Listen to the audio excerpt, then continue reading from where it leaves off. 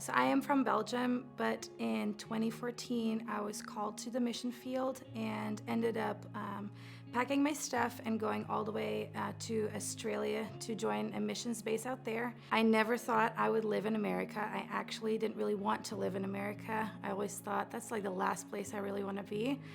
But when I met one of the pastors from the Dream Center Church, the Lord really spoke to my heart and said, in a few years, that's where you'll be. Currently at the church, I am the worship pastor here. So I lead a team, and it's really exciting. I get to lead worship every Sunday and on Wednesdays, and I also do some counseling here at the church with some of the women. When I arrived at the Atlanta Dream Center Church, I also found my husband. Who wasn't my husband at the time, obviously. We started dating a few months in, and both ended up working here at the church and serving, and probably both never thought that this would be our place, but we're so excited to be a part of the team. So I have been a part of worship teams and outreach teams for a very long time, and I think that deep down, I really do feel like I did feel like I have the leadership qualities for it, or the gifting for it to step out in.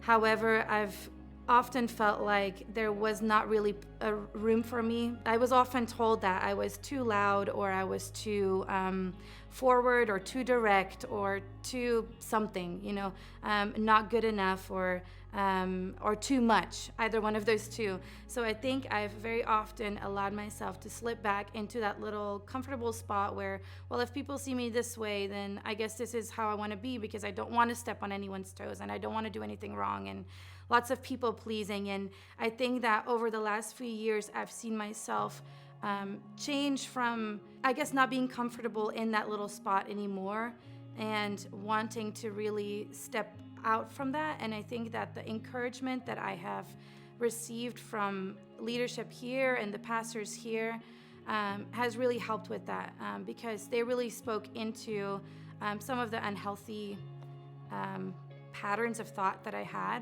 I love being here at the church, because those things that for me were things that I was really trying to hide away, things that I was really trying not to do, were the things that were pulled out and like, no, actually, this is just your leadership ability, or this is just your way of like managing a team, or this is your way to edify the church. People want to follow you. And I just never really thought that that was the case.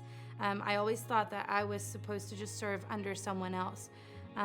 But the church and the leadership here and the staff here have just really shown me that I don't have to be hidden behind. I can actually lead out front, and that's been a big change, and that's really built up my confidence, as well as just my vision for my own future and the path that I'm taking in life. As much as I thought that I was here to edify the church, I really think that my time here has edified me instead.